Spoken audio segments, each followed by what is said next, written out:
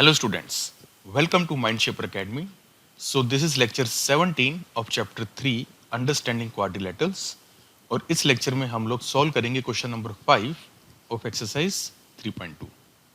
So let's start. So there are two parts in question number 5.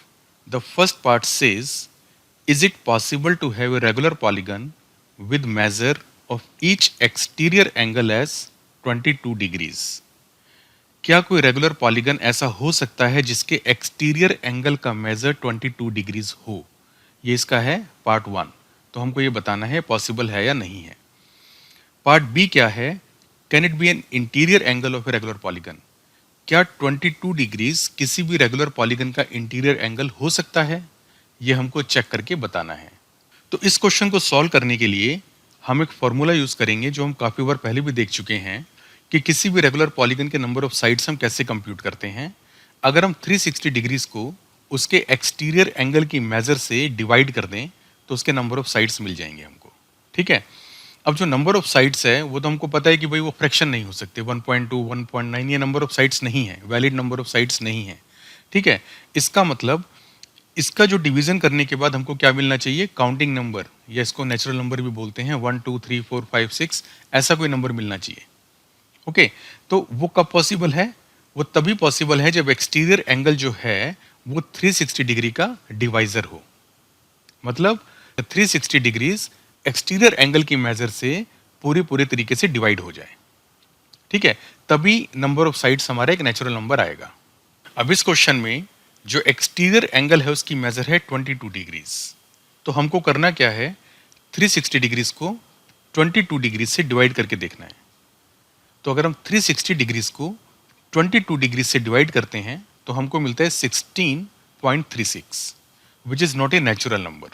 ठीक है.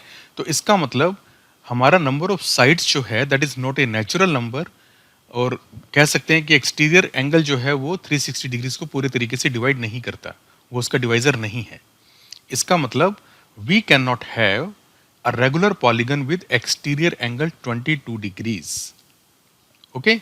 ऐसा possible नहीं है कि किसी भी रेगुलर पॉलीगन का एक्सटीरियर एंगल 22 डिग्रीज हो. ठीक है.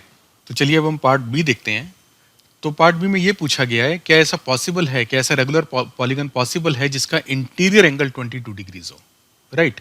तो हमको पता है कि अगर हम इंटीरियर एंगल की हेल्प से एक्सटीरियर एंगल कंप्यूट कर लें और उसके बाद जो भी हमने फार्मूला पढ़ा नंबर ऑफ साइड्स कंप्यूट करने का, उसकी हेल्प से नंबर ऑफ साइड्स को कंप्यूट कर लें और उसको चेक कर लें कि भी number of sides natural number आता है या नहीं आता, तो हम इजीली बता सकते हैं कि ऐसा कोई पॉलीगन पॉसिबल है या नहीं है. ठीक है. तो वही हम यहाँ पर करते हैं. एक्सटीरियर एंगल का मेजर हम कैसे निकालते हैं? 180 degrees minus measure of interior angle. Okay. तो वो है 22 degrees.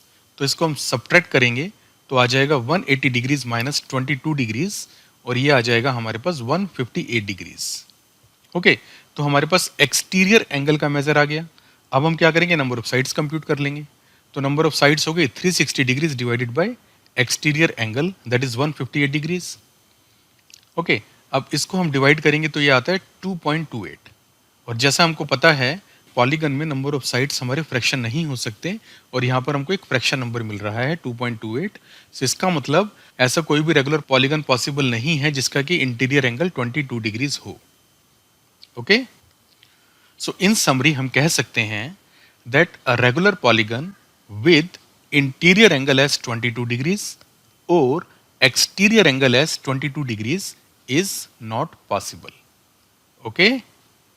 So this was question number 5 of exercise 3.2, and in the next lecture we will be solving question number 6 of exercise 3.2.